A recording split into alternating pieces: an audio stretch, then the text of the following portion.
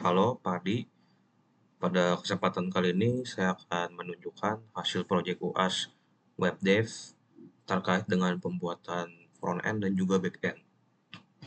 Nah, pertama-tama saya akan menunjukkan front end yang telah saya buat dan juga sudah mengikuti kriteria-kriteria yang ada di soal. Nah, pertama saya sudah membuat foto wajah saya ada di menu navbar, lalu saya juga sudah menambahkan peta untar yang terdapat pada menu link.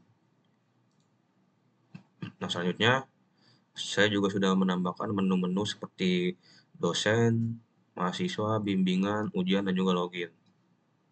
Nah, untuk codingannya, saya buat di bagian file front end menu di awal-awal codingan. Nah, di sini untuk yang menu dosen, saya menggunakan tabel dosen yang saya ambil atributnya adalah dosen nama. Lalu selanjutnya ada menu mahasiswa yang saya ambil dari tabel mahasiswa yang atribut yang saya gunakan adalah mahasiswa nama. Nah, untuk yang bimbingan skripsi saya ambil dari tabel bimbingan skripsi. Nah, atribut yang saya ambil itu ada bimbingan tanggal dan juga bimbingan keterangan. Lalu selanjutnya ada menu ujian. Nah, yang saya ambil dari tabel ujian skripsi dengan atribut ujian tanggal, ujian nama, dan ujian ruangan.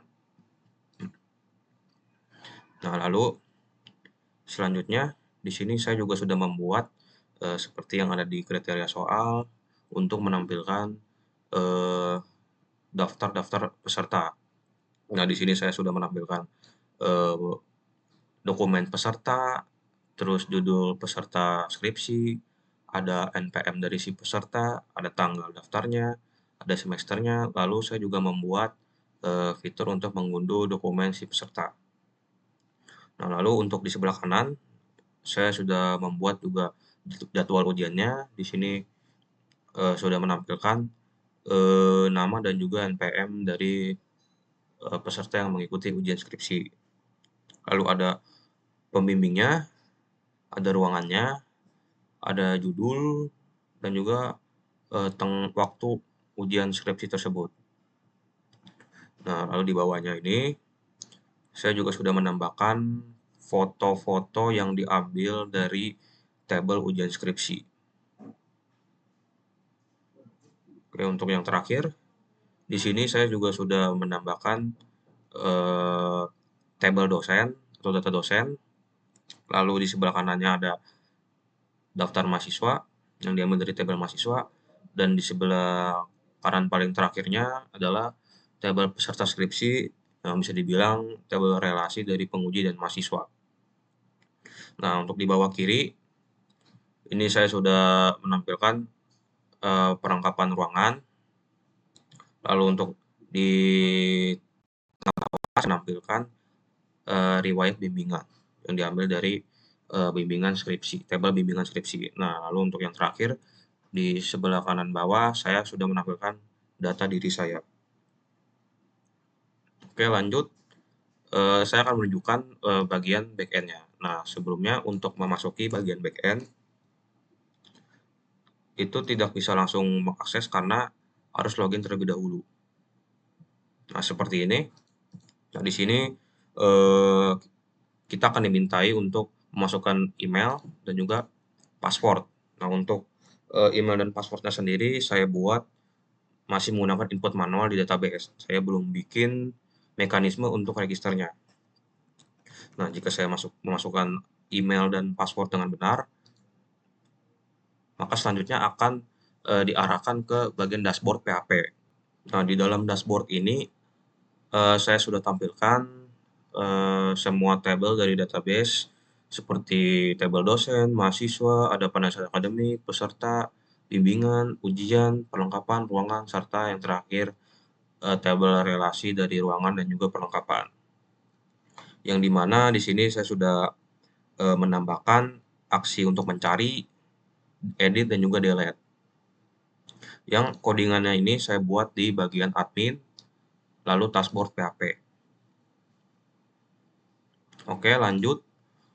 Sekarang saya akan menunjukkan bagian menunya ketika saya mengklik pendaftaran, akan muncul semua tabel yang ada di database. Nah, menu ini gunanya untuk melakukan input ke dalam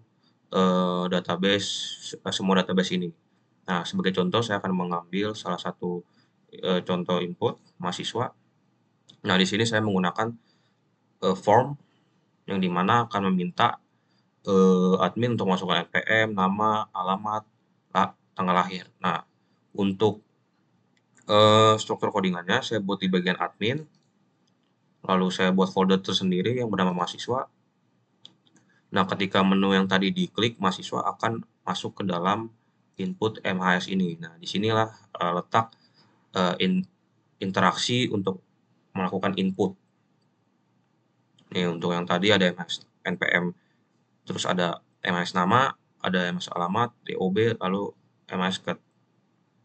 Oke, lalu untuk yang edit MHS itu tidak beda jauh dengan input mahasiswa, hanya saja pada bagian query-nya, query SQL-nya menggunakan update set.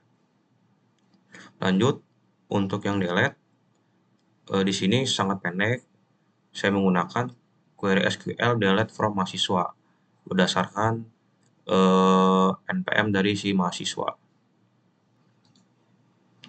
Nah, di sini saya juga nggak lupa untuk menampilkan daftar mahasiswa juga di bagian inputnya supaya nggak usah bolak-balik ke dashboard untuk melihat daftar mahasiswa.